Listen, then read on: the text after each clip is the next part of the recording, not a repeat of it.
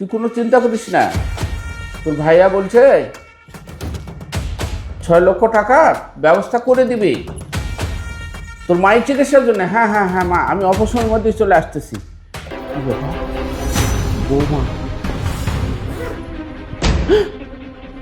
এতগুলো টাকা! ও, মনে হচ্ছে বৌমা আমাকে ফাঁসাতে চাচ্ছে। ঠিক আছে বৌমা, আমি কি জিনিস তোমাকে বুঝিয়ে দিচ্ছি। ওহো, এটাই তো বৌমার ব্যাগ। আচ্ছা ঠিক আছে।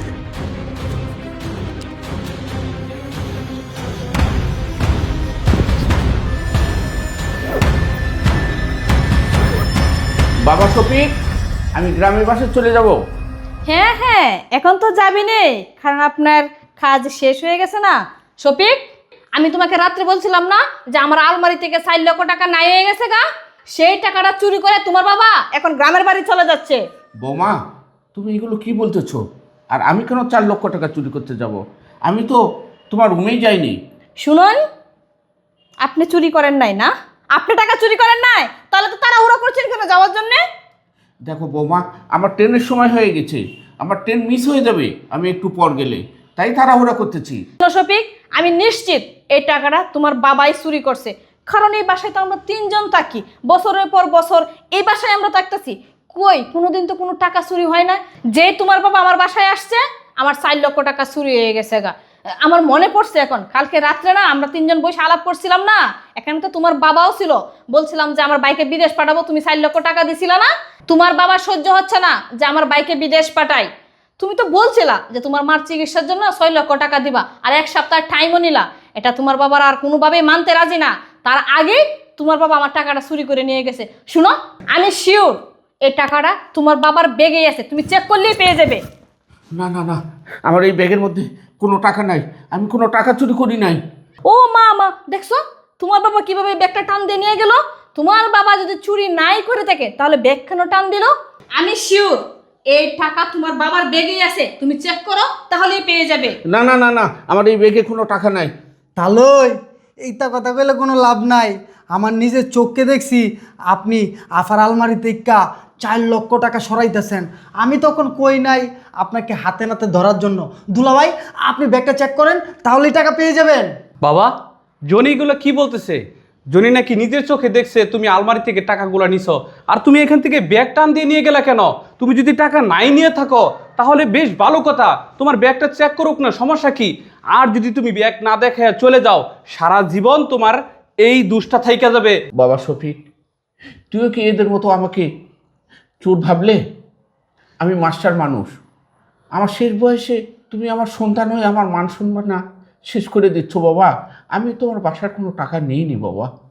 বাবা, জনি বলতেছে তার নিজের চোখে দেখছে আলমারি থেকে তুমি টাকাগুলো নিছো, আর তুমি যদি এই ব্যাগটা না দেখে তুমি চলে যাও তাহলে তো সারা জীবন তোমার চুরের অপবাদটা থাইকে যাবে। বাবা, আমি চাচ্ছি না তোমার সারা জীবন চুরের অপবাদ থাকুক। আমার বাবা তো তার ছেলের বাসা থেকে চুরি করতে পারে না। বাবা, তুমি তো আমার বাসা থেকে চুরি করতে পারো না, সেটা আমি আমার আত্মবিশ্বাস আছে। বাবা, তুমি একটা কাজ করো, তোমার ব্যাগটা দেখিয়ে দাও, কোনো সমস্যা নাই, তুমি ব্যাগটা দেখিয়ে তারপরে তুমি বাসায় যাও। ঠিক আছে বাবা, তুমিও যখন বলতেছো যে ব্যাগ চেক করো, তাহলে আমি নিজেই চেক করে দিচ্ছি বাবা, তোমাদেরকে হাত দিতে হবে না।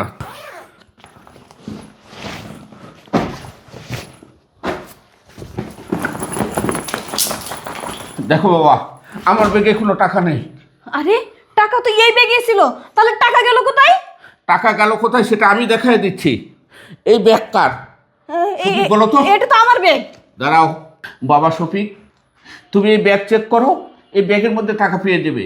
আমি শিওর এই ব্যাগের মধ্যে টাকা আছে। আচ্ছা ঠিক আছে বাবা, দেও আমার কাছে, আমি ব্যাগটা চেক করতেছি।